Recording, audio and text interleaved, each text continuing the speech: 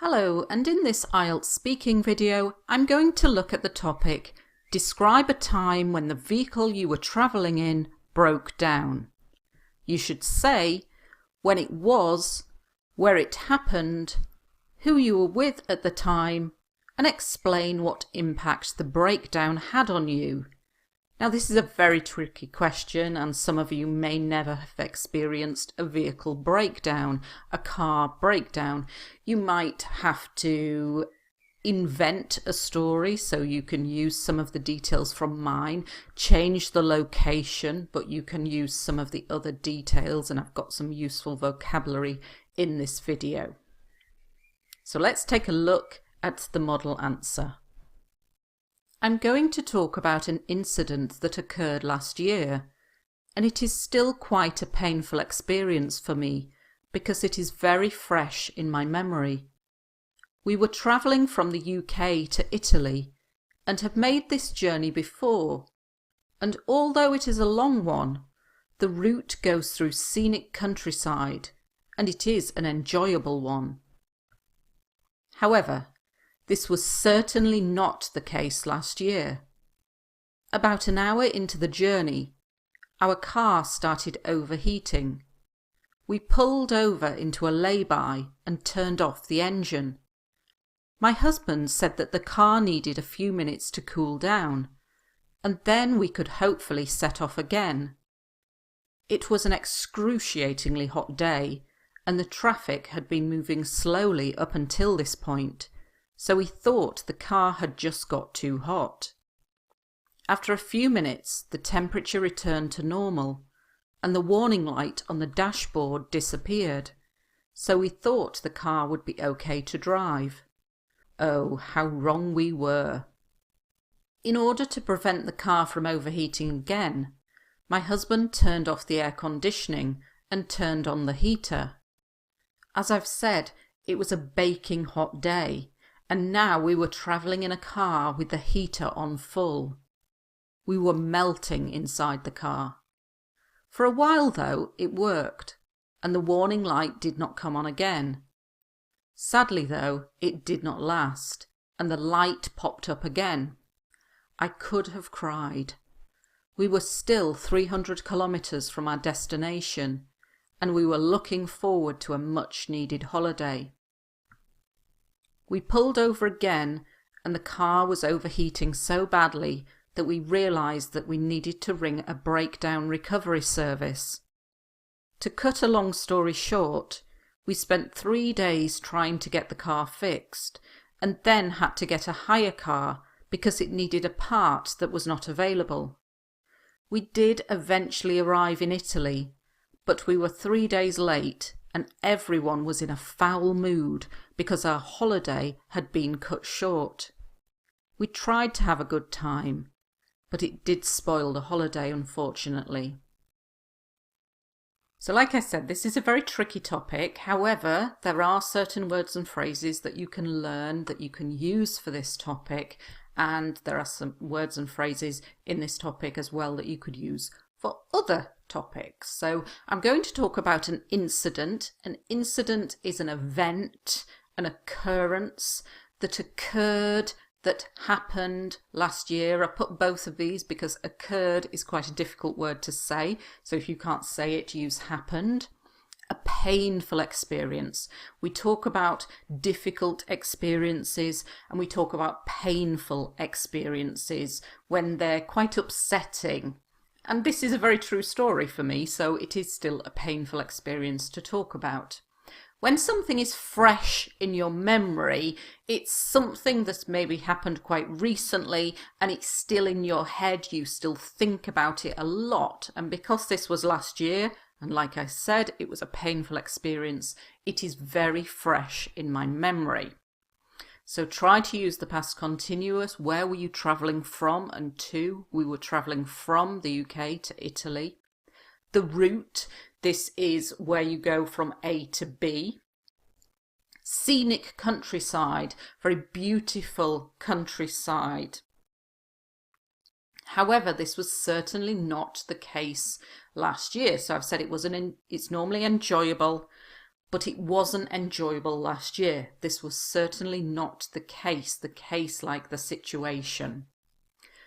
Journey, so when you're talking about this, you need to talk about the route and the journey. And when a car gets too hot, it starts overheating like this. To pull over means to pull to the side of the road and stop, but we pulled over into a lay-by. In the UK and in Europe, we have these things here called lay-bys, and it's where you can pull off the road and park and have a break, whatever you need to do.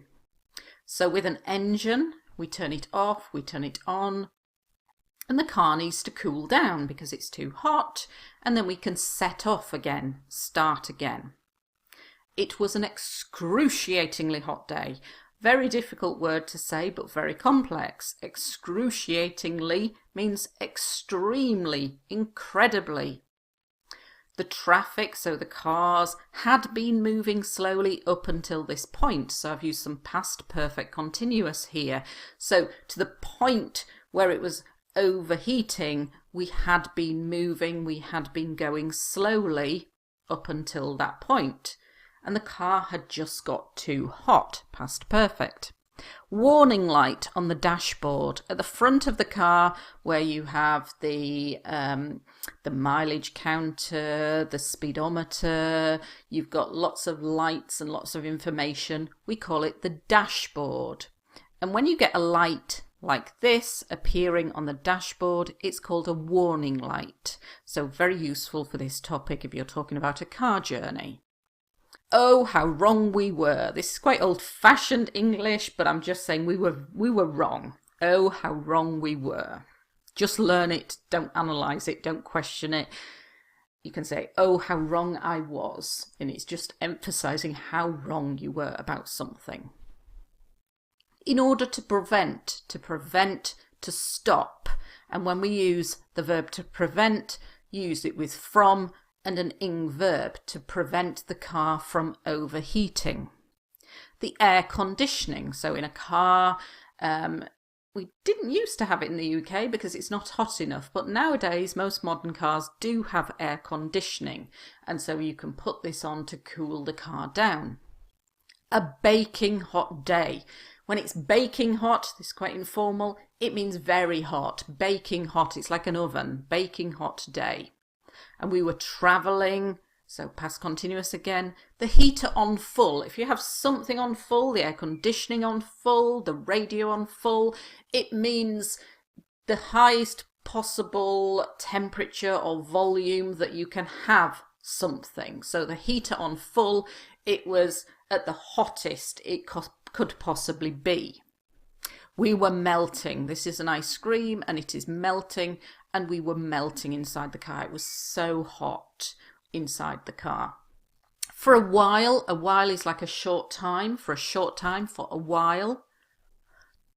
It worked. The warning light did not come on again. Sadly though, it popped up. So it's like to pop up means to appear. So the warning light popped up again. I could have cried. I didn't cry, but I'm saying I felt so bad at that moment I could have cried. We were still 300 kilometres from our destination. Your destination is the place that you are going to. And we were looking forward to a much needed holiday. So a holiday that is much needed. You're desperate for that holiday. You really need a holiday. So a much needed holiday. Remember, we pull over, we stop, we pulled over again, the car was overheating, so lots of opportunities for past continuous in this answer. A breakdown recovery service. You can just say a breakdown service if you can't remember the three words. And it's when somebody like this comes and maybe they take away your car or they repair your car at the side of the road. To cut a long story short, an idiomatic expression, do not use it in writing, but good for IELTS speaking. When you've got a lot to say about something, but you don't have the time to say it. So you say to cut a long story short, and then you just focus on the key points after that. So very useful in IELTS speaking, to cut a long story short. To get the car fixed, to get the car repaired. A hire car, so this is another car that you pay money for and you use for 2 or 3 weeks. When cars need repairing, they usually need a part or a car part. So the car needed a new alternator, so this is the part, and it was not available. We did eventually, finally arrive in Italy, and I've used that did for emphasis here, rather than saying we arrived eventually in Italy. By using did eventually arrive, it makes it stronger. Everyone was in a foul mood. Foul is really, really bad. So you might know the expression to be in a bad mood, to be kind of really angry and annoyed and upset. But this is even stronger, a foul mood, really, really not happy. Because the holiday had been cut short, it had been shortened. And it did spoil the holiday, and I've used this did and spoil instead of spoiled the holiday, really to emphasise if something is spoiled, it's ruined, it's damaged, it's destroyed in some way. So a lot of useful vocabulary in here. It is a tricky topic. Just think of your own personal context that you could use and try to get as much vocabulary in as possible, such as warning lights on the dashboard, overheating, to pull over, breakdown recovery service, to get the car fixed, the car parts, and everyone was in a foul mood. So although it's a tricky one, if you do learn at least maybe 8 to 10 words or phrases from this video, it will certainly help you to answer this question. So let's take a look at a part 3 question now connected with this topic. Are there fewer people using private transport because of improved public transport? So by private transport, they mean their own cars. In my experience, no, this is not the case at all. If anything, I would say the reverse is true. Generally, most prefer the ease and convenience of using their own cars, so there has been a reduction in the numbers using public transport in actual fact. Sadly, the knock-on effect of this is more congestion in our cities. So it might be the case in your country that there has been a reduction in the number of people using private cars, and so you might want to talk about that. Whether you say yes or no is not important. The IELTS examiner is listening to your language and grading you on your language, not the accuracy of your answers. In the UK, it is true that there are more people now using private transport. The numbers using public transport has dropped by about 11%, I think. So this answer is true for me, but even if it's not true in your city or country, you can still use it. In my experience, no. So instead of just saying no, I'm making it more complex and making it a much more interesting answer. This is not the case at all. The situation, that's what I mean by the case. This is not the situation at all. This is not the case at all. If anything, so when you're going to say something different, you can start with if anything. I would say the reverse is true. So I'm saying the opposite of this is true. And why is this? Because it's easier and more convenient. So the ease and convenience of using your own car.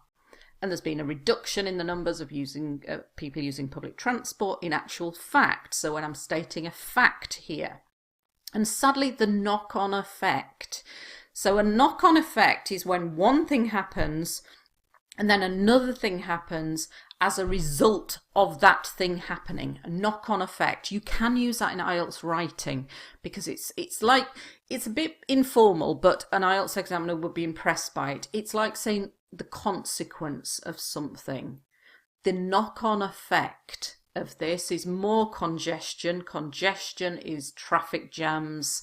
So very, very useful words in here for IELTS writing as well. Knock-on effect, congestion, the reverse is true, ease, convenience, reduction in the numbers using public transport.